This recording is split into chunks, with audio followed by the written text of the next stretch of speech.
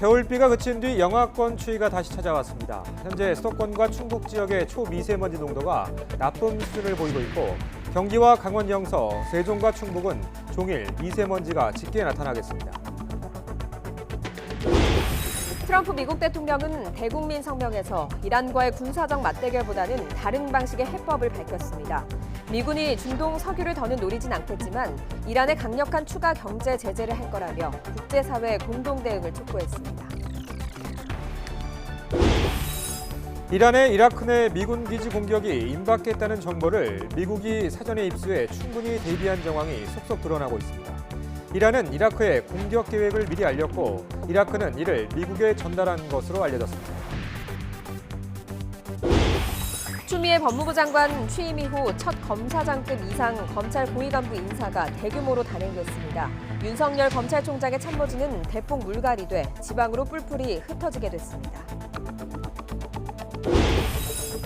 세월호 참사 때 구조 의무를 다하지 않아 승객들을 숨지게 한 혐의로 김석균 전 해양경찰청장 등 해경지휘부 6명에게 청구된 구속영장이 모두 기각됐습니다. 부실 구조에 대한 형사 책임을 질 여지는 있지만 구속 필요성은 인정하기 어렵다는 게 재판부의 판단입니다. 세월호 참사 당시 실종자를 수색하던 해양수산부와 해경이 실수로 시신을 유실한 정황이 옛 국군 기무사령부 문건에서 확인됐습니다. 이런 내용을 확인한 특별수사위원회는 수사 의뢰 여부를 논의할 예정이고 이와 별개로 유가족 사찰 혐의를 받는 김기춘 전 비서실장 등 71명에 대한 추가 수사를 검찰에 의뢰하기로 했습니다. 굿모닝 YTN 2부 이어갑니다. 오늘 출근길 다시 영하권에 추위가 찾아왔습니다. 중서부 지역을 중심으로 미세먼지 농도도 짙게 나타나고 있습니다. 자세한 날씨 알아보죠. 권혜인 캐스터. 네, 야외 스튜디오에 나와 있습니다. 자, 오늘 출근길 어제보다 기온이 많이 떨어졌다고요?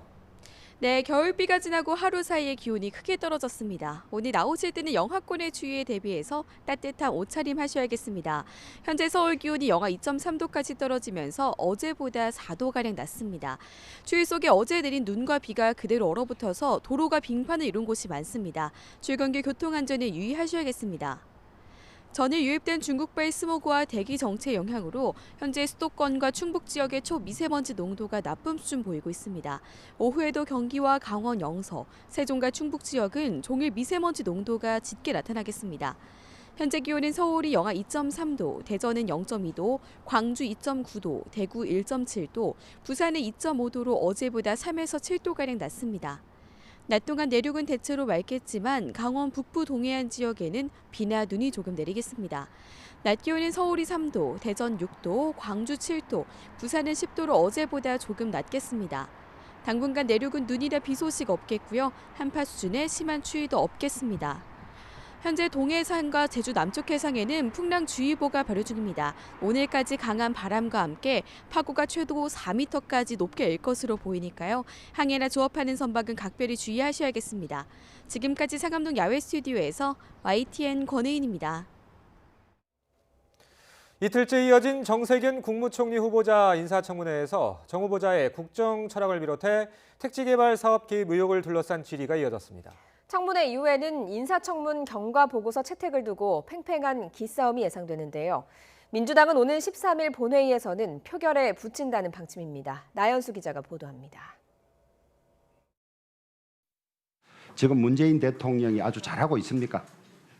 대체적으로 잘하고 계신다고 생각합니다. 그리고 그럼 뭐 총리께서 하실 역할이 별로 없겠네요. 잘하고 있는데. 더 잘하기 위해서 제가 필요합니다. 이틀째 이어진 국무총리 후보자의 인사청문회.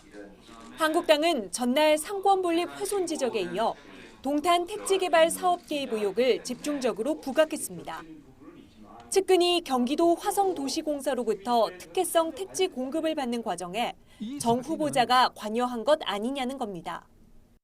동탄 택지 개발을 성공적으로 작업해먹은 일단의 측근 무리들이 화성 드림파크에 다시 또 작업하기 위해서 저는 후보님을 현장으로 초청한 거다.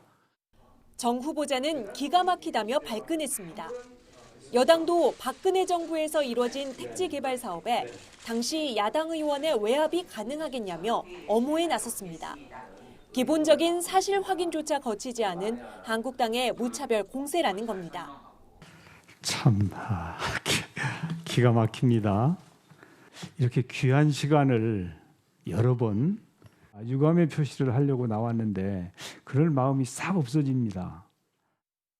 그 당시 언론만 보더라도 명확히 다른 걸 알 수가 있는데 이렇게 연관되었다라고 과대망상으로 이런 무차별한 인격 살인을 자행하고 이렇게 해도 되겠습니까? 오선 의원을 지내며 10번이 넘는 청문회 경험을 쌓은 만큼 이번 청문회에서 야당이 결정적 한 방을 내놓긴 쉽지 않았습니다. 민주당은 바로 인사청문 경과보고서를 채택하자는 입장이지만 여야 갈등이 극심한 상황에서 불발될 가능성이 큽니다. 이럴 경우 민주당은 국회의장 직권 상정을 통해 총리 후보자 인준 동의안을 본회의 표결에 붙인다는 계획입니다. 본회의 표결은 13일이 유력합니다. 이낙연 국무총리의 총선 출마를 고려하면 공직자 사퇴 시한인 16일 전까지는 인준이 이루어져야 총리 공백을 막을 수 있습니다. 하지만 일단 이번 주 본회의까지는 검경 수사권 조정 관련 법안과 민생 법안 처리를 앞두고 불필요한 마찰을 최소화해야 하기 때문에 다음 주로 넘어갈 가능성이 큽니다. 인준 동의안이 본회의를 통과하려면 재적 의원 과반 이상 출석에 재석 의원의 과반 이상이 찬성해야 합니다. 역시나 148석 싸움이 되는 건데 결국 총리 인준에도 4+1 공조가 이루어질지 관심입니다. YTN 나윤수입니다.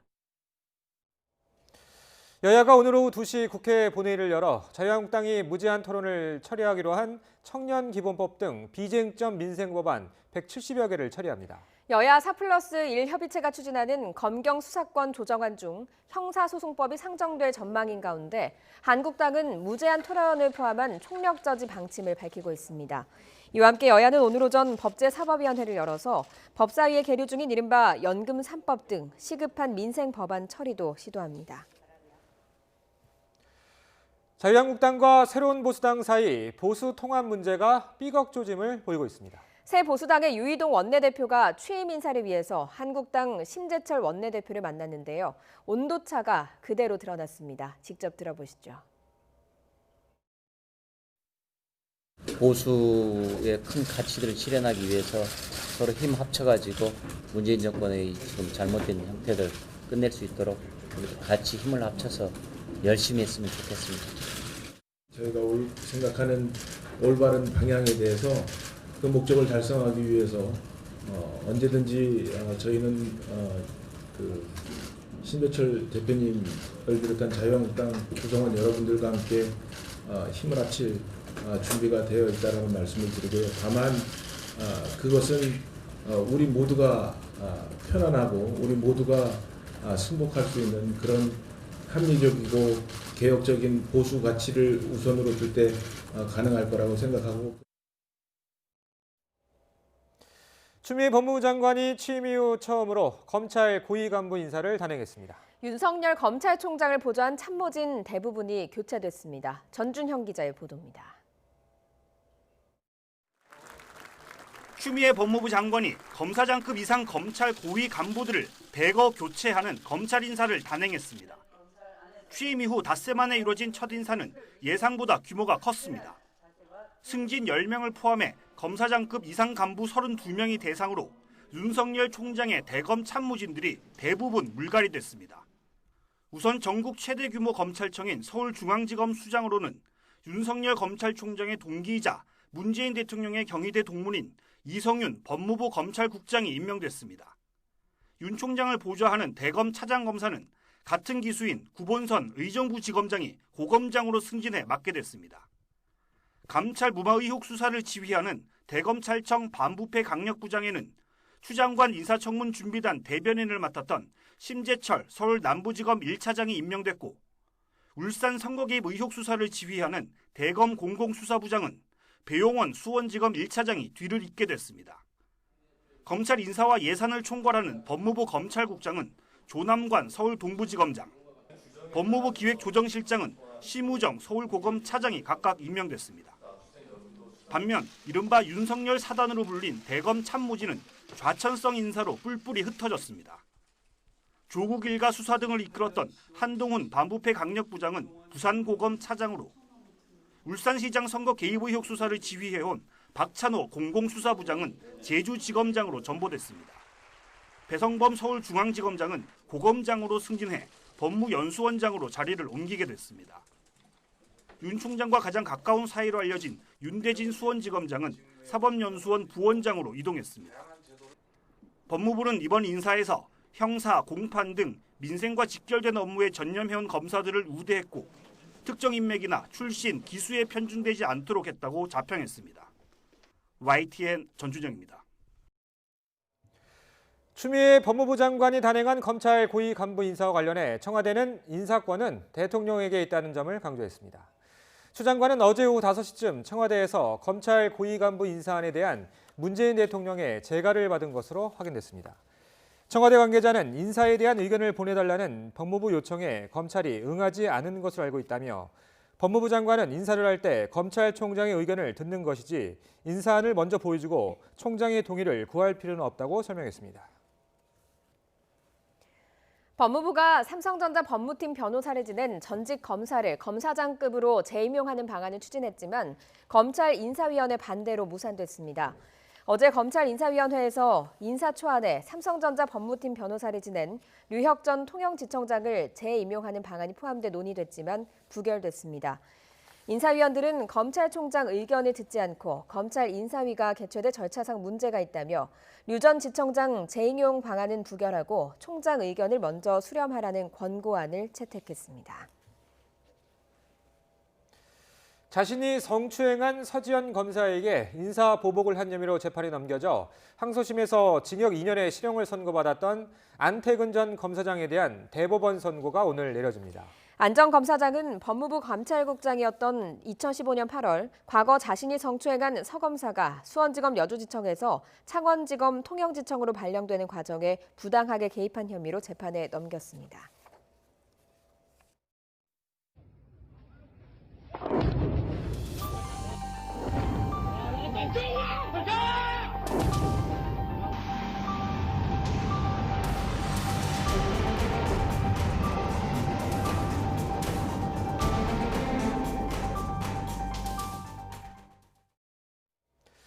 트럼프 미국 대통령이 대국민 성명을 통해 이란의 보복 공격으로 인명피해는 없었다고 밝혔습니다. 이란에 대한 강력한 경제 제재 방침을 밝히면서도 군사력 사용을 원치 않는다고 말했습니다. 워싱턴 강태욱 특파원의 보도입니다. 트럼프 대통령이 이란에 대한 대응을 놓고 고심한 듯 예정보다 30분 늦게 대국민 앞에 섰습니다. 먼저 미국민들은 단 한 명의 사상자도 없다고 말했습니다. 미군의 경우 사전에 인근 대피처로 대피했으며 이라크 국민도 피해가 없었다고 덧붙였습니다. 조기 경보 체제가 제대로 작동해 피해를 최소화할 수 있었다는 겁니다. No American or Iraqi lives were lost because of the precautions taken, the dispersal of forces, and an early warning system that worked very well. 이란에 대해서는 강력한 경제 제재 조치를 취할 것이라고 말했습니다. 이란 정권이 이를 피하려면 생각을 바꿔 정상 국가로 나서야 한다고 강조했습니다. 그러면서 미국은 전 세계에서 가장 강력한 군과 장비를 보유하고 있지만 군사력 사용을 원하지는 않는다고 말했습니다. The fact that we have this great military and equipment, however, does not mean we have to use it. We do not want to use it. American strength, both military and economic, is the best deterrent. 트럼프 대통령은 이란이 결코 핵무기를 보유할 수 없도록 하겠다고 강조했습니다. 그러면서 주요 국가들이 이란과 핵무기와 관련한 새로운 합의를 추진할 수 있을 것이라고 주문했습니다. 특히 이란이 과거 핵 합의 때 돈을 지원받고도 핵무기를 개발했다며 분명하고도 일치 단결된 메시지를 보내야 한다고 강조했습니다. 이란이 미국의 추가 대응이 없다면 사태 해결을 모색할 수 있다는 입장을 시사한 데 대해 미국도 사실상 확전 자제를 받아들인 것으로 풀이되고 있습니다. 이에 따라 일촉즉발로 치닫던 미 이란 간 충돌 위기가 외교를 통한 갈등 해결의 진정 국면으로 접어들지 주목됩니다. 워싱턴에서 YTN 강태욱입니다. 들으신 것처럼 트럼프 미국 대통령은 이란과의 군사적 맞대결보단 다른 방식의 해법을 모색했습니다. 주요 국가들의 경제 제재 참여와 나토의 공동 대응을 촉구했는데요. 이란의 다음 행보가 주목됩니다. 김태현 기자의 보도입니다. 이란의 미군 기지 공습에 앞서 트럼프 대통령은 신속하고 완전한 반격을 경고했습니다. 그러나 미국인 인명피해가 없자 군사적 충돌보다는 일단 다른 방식의 출구 전략을 선택했습니다. 이란의 추가적 군사 대응이 없다면 다국적 경제 제재에 비중을 둘 것으로 관측됩니다. 영국, 프랑스, 독일뿐만 아니라 중국, 러시아도 이란의 핵 개발과 테러 지원에 맞서야 한다고 촉구했습니다.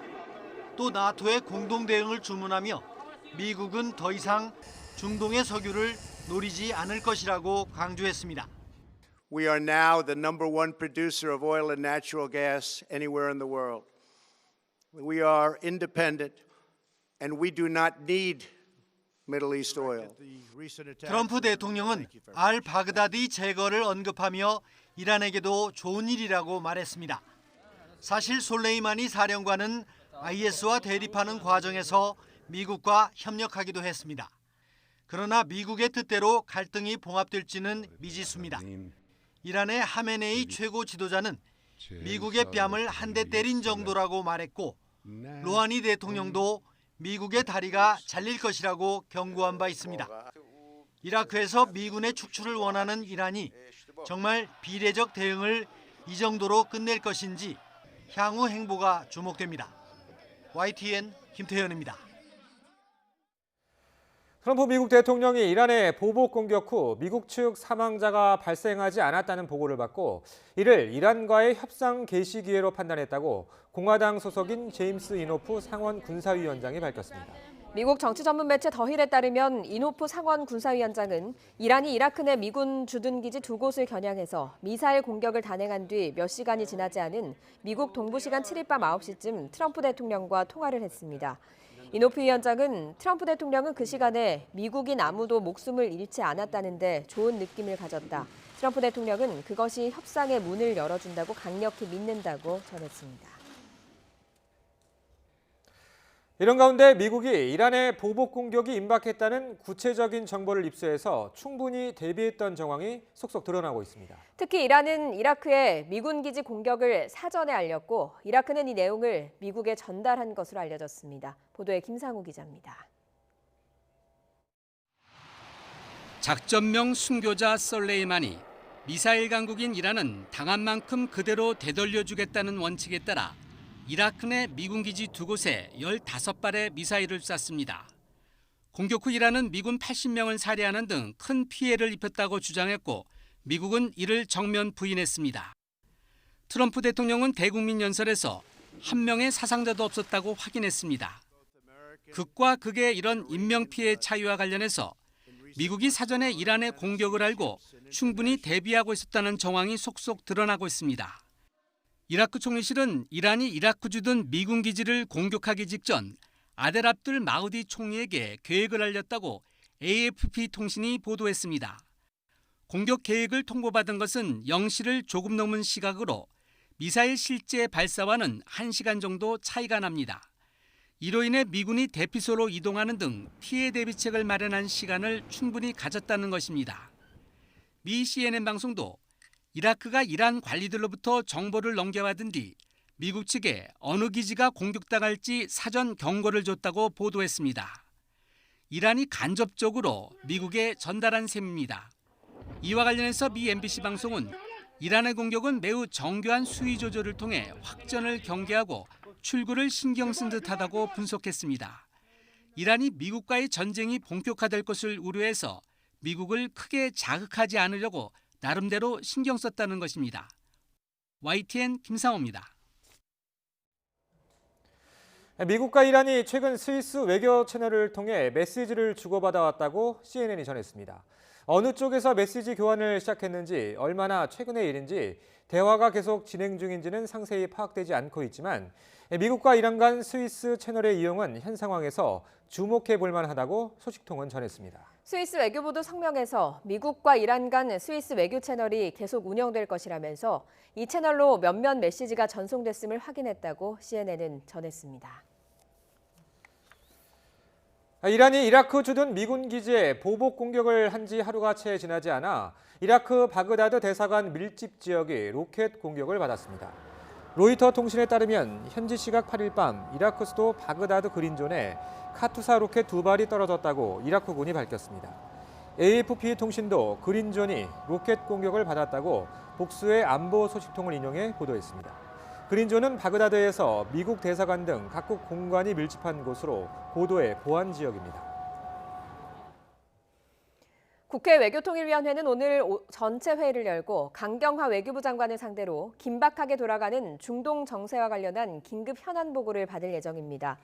오늘 회의에서는 이란이 미국을 상대로 공격을 단행한 상황에서 현지 우리 교민의 안전과 철수 계획 등을 포함해 우리 정부의 대응 방안에 대한 논의가 이뤄질 것으로 보입니다.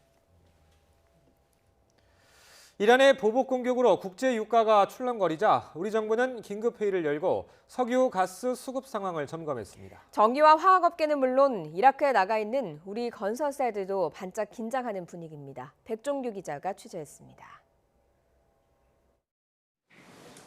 이란이 미국 우방국에 석유 시설을 공습하거나 호르무즈 해협을 봉쇄할 수도 있다는 우려가 커지자 정부는 관련 유관기관은 물론 정유업계 등과 긴급 상황 점검 회의를 열었습니다. 우선 국제유가를 실시간으로 모니터링하면서 중동을 오가는 유조선과 LNG선 운항 현황 등을 꼼꼼히 살피기로 했습니다. 당장 지금까지는 우리나라로 들어오는 원유와 LNG 운송에는 큰 문제가 없는 것으로 확인됐습니다. 근본 사태가 장기화될 가능성에 대비해서 정부는 앞으로 유관기관, 관련 업계와 함께 가용한 역량을 총동원해서 대응하도록 이렇게 하겠습니다. 국내 정유화학업계도 미국과 이란의 움직임에 촉각을 곤두세우고 있습니다. 사우디아라비아와 이라크 등 중동 산유국들은 전 세계 수요량의 30%에 가까운 원유를 호르무즈 해협을 통해 보내는데 우리나라는 중동산 원유 수입 비중이 70%에 달하기 때문입니다. 대체 원유 도입선을 확보를 한다든지 또 비상시 석유 수급 상황 등에 대해서 더욱더 면밀히 구축해서 석유 위기에 대응하도록 할 계획입니다. 이라크에는 우리나라 14개 건설사 현장에 1,380여 명이 근무하고 있어 건설업계도 초비상입니다. 현대건설과 GS건설, SK건설 등이 공동 시공하는 카르발라 정유공장 현장에 660여 명, 한화건설의 비스마야 신도시 건설 현장에는 390여 명이 근무하고 있는 것으로 파악됐습니다. 다행히 건설 현장은 공습 지점과 200에서 300km 떨어져 있어 피해는 없는 것으로 알려졌습니다. 비상대책본부를 운영하고 있어가지고 주변 상황을 계속 모니터링하고 근로자 안전을 최우선으로 비상사태 적극적인 대응을 할 예정입니다. 세계 경기 침체로 불황을 겪고 있는 산업계는 중동발 위험이 커지면 직격탄을 맞을 수 있는 만큼 추가 상황에 대비하며 분주하게 움직이고 있습니다. YTN 백종규입니다. 미국과 이란의 긴장이 완화하면서 국제 유가가 급락했습니다. 현지 시각 8일 뉴욕 상업거래소에서 다음 달 인도분 서부 텍사스산 원유는 1배럴에 4.9% 하락한 59달러 61센트의 거래를 마감했습니다. 런던 IC 선물거래소에서 3월 인도분 브렌트유도 1배럴에 4.4% 떨어진 65달러 36센트의 장을 마쳤습니다. 국제 금값도 하락세로 돌아섰습니다. 현지 시각 8일 뉴욕 상품거래소에서 다음 달 인도분 금은 1온스에 14달러 10센트, 0.9% 떨어진 1,560달러 20센트에서 거래를 마감했습니다. 국제 금값이 약세를 보인 건 11거래일 만입니다.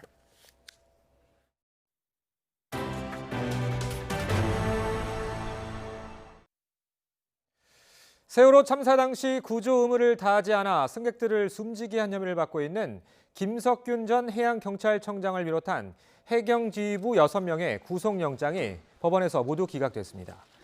법원은 김석균 전 청장과 이춘재 전 경비안전국장을 비롯한 해경지휘부 3명과 김문홍 전 목포해양경찰서장을 비롯한 상위 직급자 3명이 형사 책임을 질 여지는 있다고 봤습니다. 하지만 현 단계에서 도망과 증거인멸의 구속 사유나 구속의 필요성, 상당성을 인정하기는 어렵다며 구속영장을 기각했습니다. 세월호 참사 당시 실종자 수색 작업을 하던 해수부와 해경이 실수로 시신을 유실했던 정황이 옛 국군 기무사령부 문건에서 확인됐습니다. 세월호 참사 특별조사위원회는 이런 내용을 확인해서 수사 의뢰 여부를 논의할 예정입니다. 김지환 기자가 보도합니다. 세월호 실종자 수색이 한창이던 지난 2014년 6월 12일 옛 국군 기무사령부가 쓴 문건입니다. 일부 해군 해난구조대가 사고 초기 희생자 수습 중 해경 실수로 시신 유실을 목격했다고 언급했다고 적혀 있습니다. 이어 유가족의 반발을 우려해 관련 내용을 보완 유지 중이라는 내용이 나옵니다. 실종자 수색 당시 시신이 실수로 유실됐고 이 사실을 유가족에게 은폐한 정황이 확인되는 대목입니다. 유실을 한 걸로 지금 판단을 하고 있는데 저희들도 그렇게 되면은 지금 현재 5명 중에 1명이 아닐까라고 생각을 하고 있고 이 부분에 대해서도 저희들이 제가 특조위나 그다음에 특수단에 요청을 할 겁니다. 세월호 참사 특별조사위는 시신 유실 사실을 은폐하도록 지시한 게 누구인지 등을 파악한 뒤 수사 의뢰 여부를 논의할 예정입니다. 이와 별개로 조사위는 세월호 유가족을 사찰한 의혹을 받는 당시 청와대와 군 관계자에 대해서도 수사를 요청하기로 했습니다.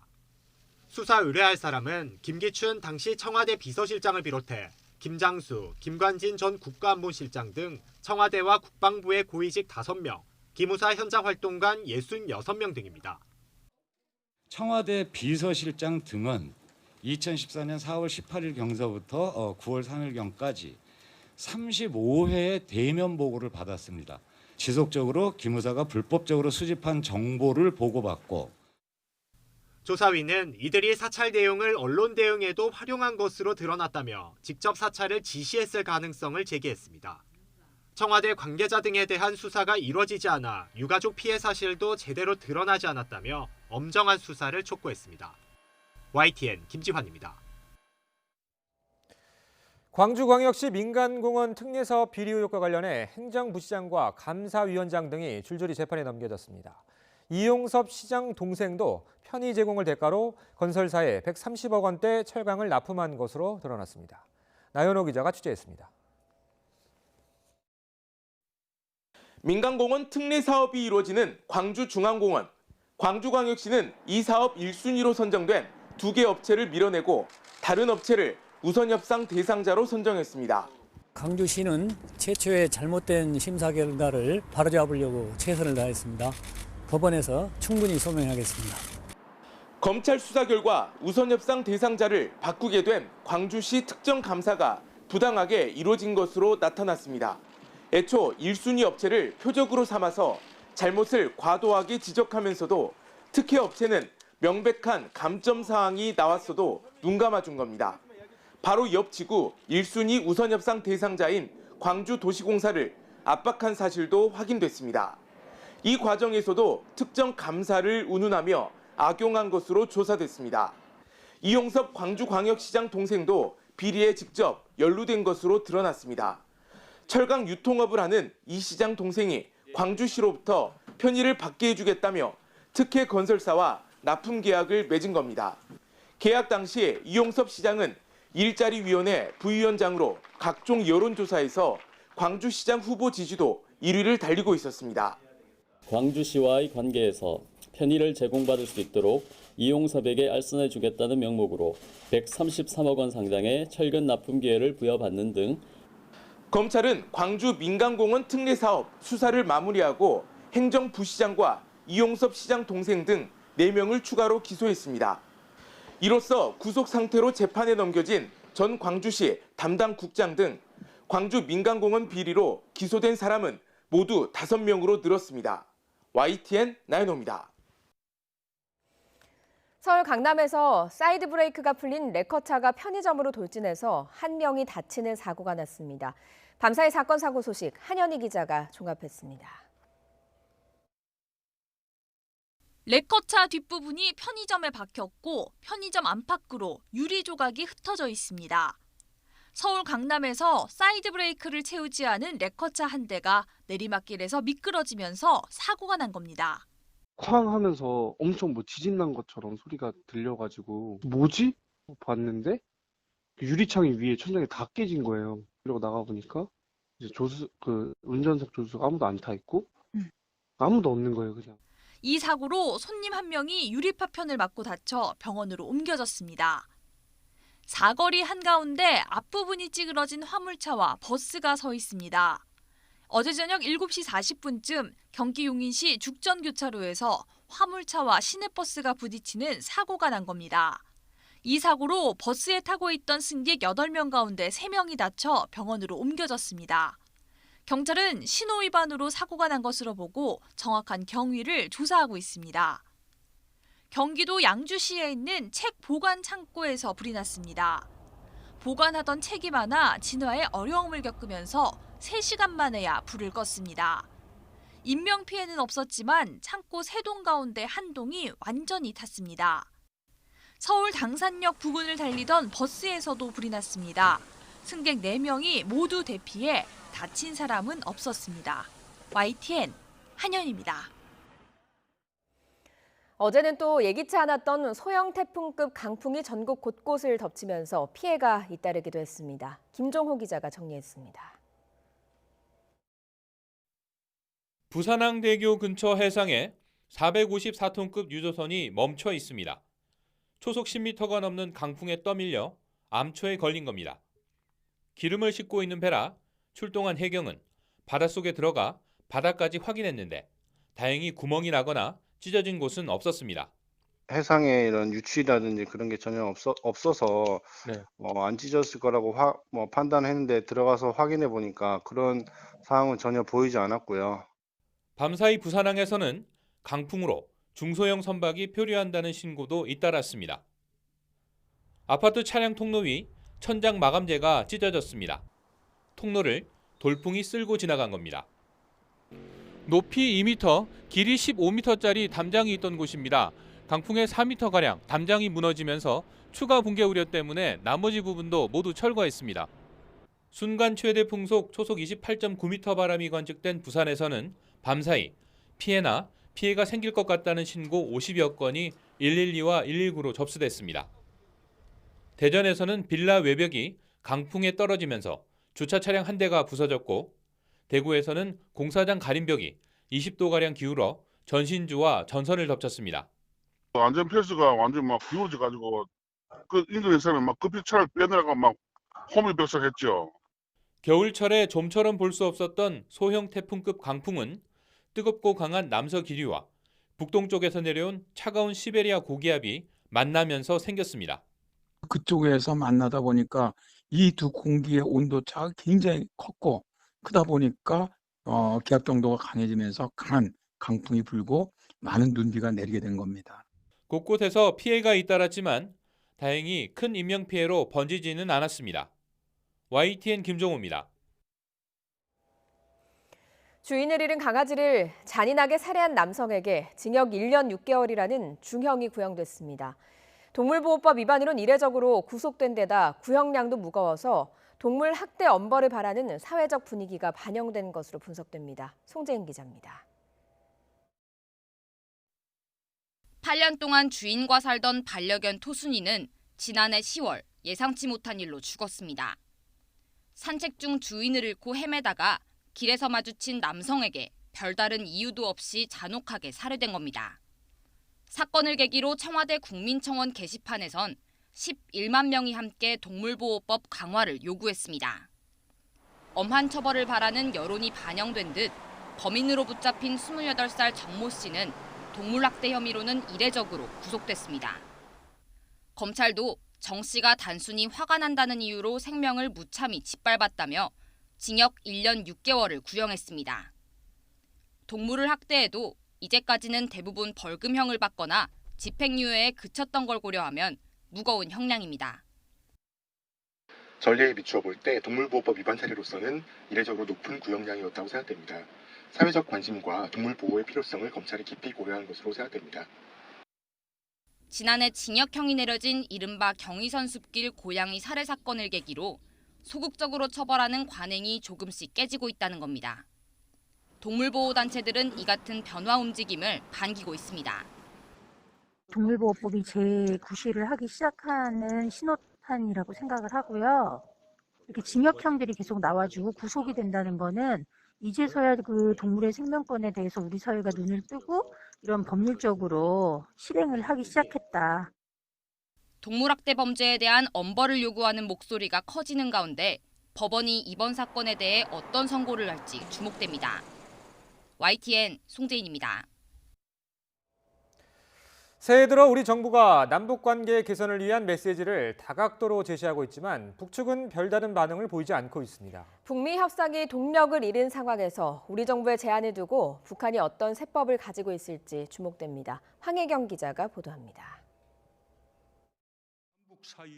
문재인 대통령이 신년사에서 북측에 제안한 건 크게 3가지. 올해 우리나라에서 개최되는 스포츠 대회의 북한 참가와 비무장지대, 접경지역에서의 협력, 그리고 김정은 위원장의 서울 답방입니다. 하나라도 성사된다면 남북관계 개선뿐 아니라 북미 대화의 모멘텀도 살릴 수 있을 거라고 기대하고 있습니다. 올해는 6.15 남북 공동선언 20주년을 맞는 뜻깊은 해입니다. 평화 통일의 의지를 다지는 공동 행사를 비롯하여 김정은 위원장의 답방을 위한 여건이 하루빨리 갖춰질 수 있도록. 하지만 김 위원장의 답방 등에 그간 묵묵부답이나 부정적 태도를 보여왔던 북한이 선뜻 나설지는 의문입니다. 불과 2달 전에도 북한은 문재인 대통령의 한 아세안 특별 정상회의 초청을 거부하고 선전 매체들을 통해 한반도 평화 구상론을 공격해왔기 때문입니다. 게다가 새해 들어 미국과 중동 정세가 급격하게 돌아가면서 북한이 사태를 예의주시하며 대남 메시지는 미뤄둘 가능성이 커졌습니다. 다만 정부가 올해 보다 적극적이고 현실적인 남북관계 개선 방안을 찾겠다고 천명했고 북한도 우리 정부에 대한 공식 비난은 자제하고 있다는 점은 긍정적인 요소입니다. 북한의 전원회의 결과 보도, 그 이후에 북한의 어떤 상황들을 좀 계속 예의주시하면서 남북관계 관련해서 또 추가적인 언급이 있을지 없을지 여부를 계속 보고 있습니다. 좀 더 추이를 좀 살펴보면서 거기에 따른 적절한 어떤 대응 방안을 모색해 나가야 될 것 같습니다. 공개 행보나 우려됐던 도발 없이 조용히 보내고 있는 김정은 위원장. 지난해 말 정면 돌파 노선을 제시한 노동당 전원회의 보고에서 빠졌던 대남 정책과 관련해 김 위원장이 어떤 전략과 입장을 내놓을지 주목됩니다. YTN 황희경입니다. 일본군 위안부 문제 해결을 촉구하는 수요 집회가 어제로 꼭 28년이 됐습니다. 전국에서 온 참가자들은 일본의 진심 어린 사죄를 촉구하면서 할머니들의 요구가 관철될 때까지 끝까지 함께할 것을 약속했습니다. 김우준 기자입니다. 지난 1992년 1월 8일 고 김학순 할머니의 증언으로 첫 번째 수요 집회가 시작됐습니다. 30여 명의 인권 운동가로 시작한 수요 집회는 부끄러움에 숨었던 피해자들을 세상으로 끌어냈습니다. 일본군의 노예가 되어서 무자비하게 짓밟히고 시들어진 과거의 그 피맺힌 역사를 우리 국민이 얼마나 아실까요? 그로부터 꼭 28년이 지난 수요일 어김없이 집회는 열렸습니다. 위안부 피해자인 이용순 할머니는 28년 동안 끊김없이 이어진 집회를 기념하면서도 29주년은 마주하고 싶지 않다는 소감을 밝혔습니다. 이제는 거짓말도 한도가 있다. 그만해라. 내가 거짓말하는 게 다 밝혀졌잖아. 명백하게 밝혀졌으니까 이제부터라도. 전국 각지에서 온 청소년들은 일본의 진심 어린 사죄를 촉구하며 할머니들과 끝까지 함께할 것을 다짐했습니다.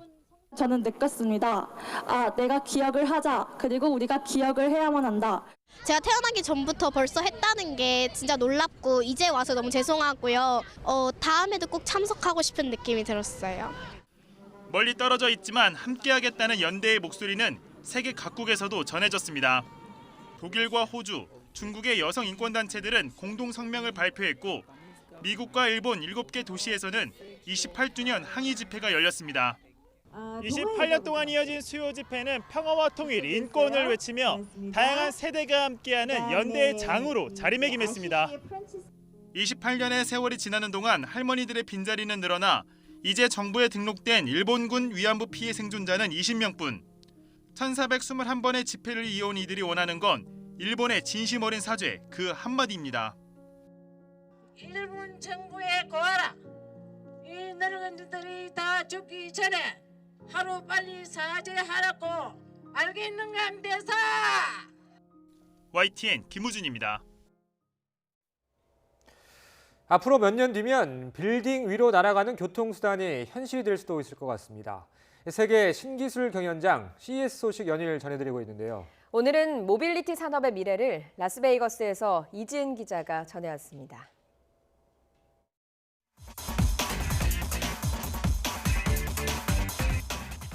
CES 자동차 전시관에 드론과 비행기를 섞은 듯한 새로운 비행체가 등장했습니다. 활주로 없이 수직으로 이착륙이 가능한 새로운 교통수단, 도시명 항공기입니다. 헬리콥터는 한 개의 프로펠러만 사용하지만 이 기체는 8개를 쓰고 있습니다. 그렇게 되면은 훨씬 더 저소음으로 만들 수 있거든요. 그리고 안전 문제도 극복할 수 있습니다. 현대차는 캡슐처럼 생긴 자율운행 셔틀을 타고 터미널로가 하늘로 이동하는 미래의 모습과 함께 우버와의 협력 계획도 발표했습니다.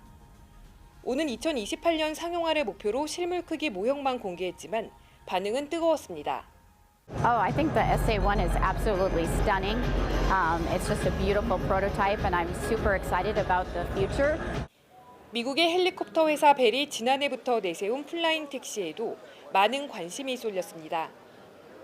자동차 전시관의 원래 주인공이었던 완성차들은 인공지능, 자율주행 기술과 함께 미래의 모습으로 변신했습니다.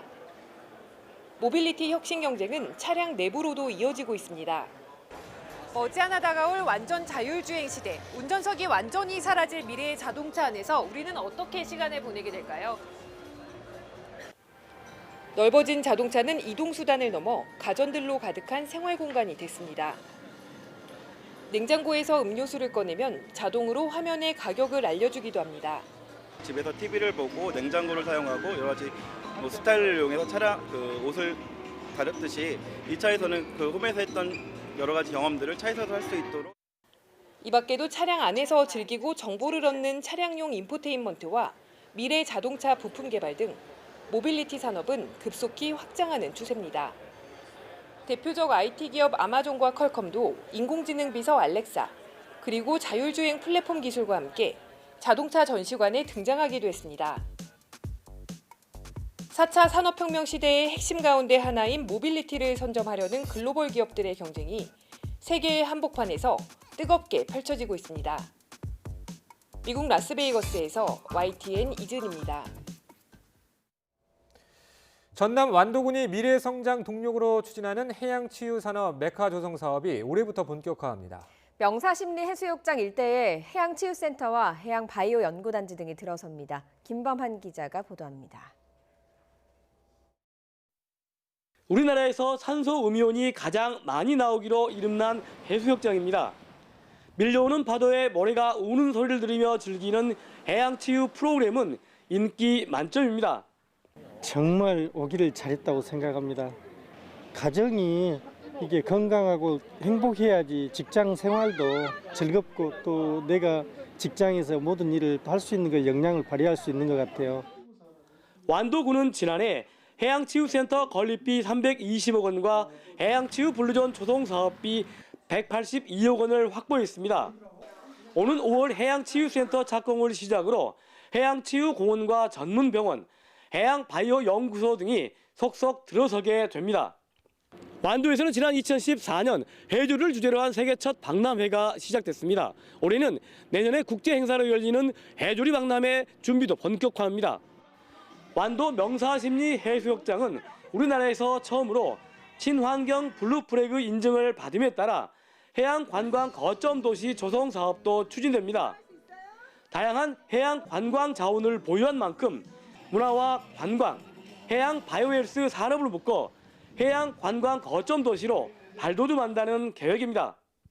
해양 관광 거점 도시 육성에 필요한 사항, 그리고 해양 바이오 산업에 필요한 사항들을 금년에 추진 원년으로 삼아서 차질없게 진행하도록 하겠습니다. 저를 비롯한 모든 공직자는 모든 지혜와 역량을 모아서 금년에 계획하고 있는 일들이 차질없게 진행되도록 최선의 노력을 다하겠습니다. 올해 예산이 처음으로 5천억 원을 넘어선 전남 완도. 완도군은 문재인 정부 100대 국정과제로 선정된 해양치유산업을 활성화해 미래 완도 100년 먹거리가 되도록 온 힘을 다할 예정입니다. YTN 김봉환입니다. 호주 보험당국은 자국을 덮친 산불로 인한 피해 청구액이 현재까지 7억 호주 달러, 약 5,656억 원에 달하는 것으로 추산했다고 DPA통신이 현지 시각 7일 전했습니다. 보도에 따르면 호주 보험위원회는 지난해 9월 이후 산불이 계속됨에 따라 주택 파괴를 포함한 피해 청구 건수가 거의 9천 건에 이른다고 발표했습니다. 일본에서 형사재판을 앞두고 레바논으로 도주한 카를로스 곤 전 닛산 회장은 자신을 기소한 일본 검찰을 강력하게 비판했습니다. 곤 전 회장은 현지 시간 8일 레바논 수도 베이루트에서 기자회견을 열고 금전 비리로 나를 기소한 건 근거가 없다면서 그들은 왜 조사 기간을 연장하고 나를 다시 체포했느냐고 말했습니다. 또 일본 검찰이 자신을 조사하면서 변호사 입회를 허용하지 않고 자백을 강요했다고도 말했습니다. 일본 정부는 카를로스 곤 전 닛산 자동차 회장이 기자회견을 열어 일본 검찰을 강하게 비판한 데 대해 강하게 반발했습니다. 모리마사코 일본 법무상은 오늘 새벽 기자회견을 열고 곤 전 회장에 대해 주장할 것이 있으면 일본의 공정한 형사사법제도 아래 정정당당하게 법원의 판단을 받길 강력히 바란다고 밝혔습니다.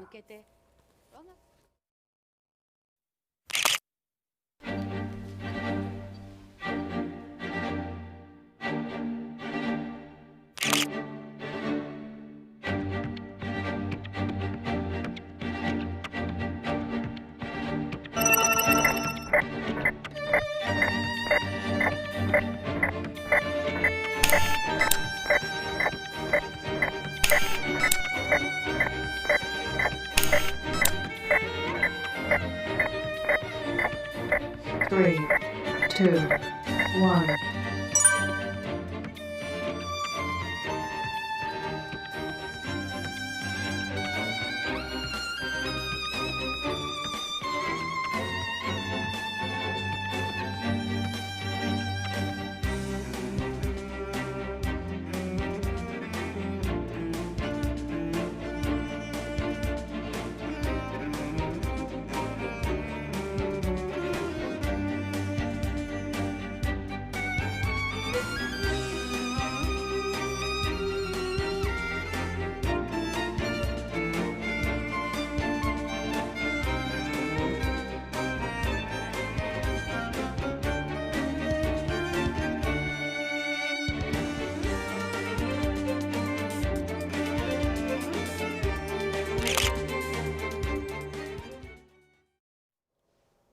네, 길었던 겨울비가 지나고 다시 영하권의 추위가 찾아왔습니다. 오늘 아침 서울의 기온이 영하 2.8도, 대구 1.2도로 어제 아침보다 3도에서 7도가량이 낮습니다. 기온이 크게 떨어지면서 어제 내린 눈비가 도로에 그대로 얼어붙어 있습니다. 빙판길 교통안전에 주의하시기 바랍니다. 여기에 중서부 지방은 공기까지 탁합니다. 어제 유입된 중국발 스모그 영향으로 수도권의 초미세먼지 농도 나쁨 수준 보이고 있으니까요. 마스크 꼭 챙기시기 바랍니다. 오늘 아침 전국에 구름이 많은 가운데 옅은 안개가 끼어 있습니다. 중부지방은 하늘이 차차 맑아지겠고요. 강원 북부 동해안에는 오전까지 비가 조금 내리겠습니다.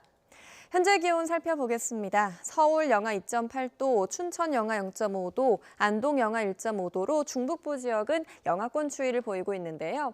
낮 기온은 어제와 비슷하거나 조금 낮겠습니다. 서울 3도, 전주와 대구 7도, 울산과 포항 8도가 예상됩니다. 주말 동안 큰 추위는 없겠고요. 제주도에는 비가 오겠습니다.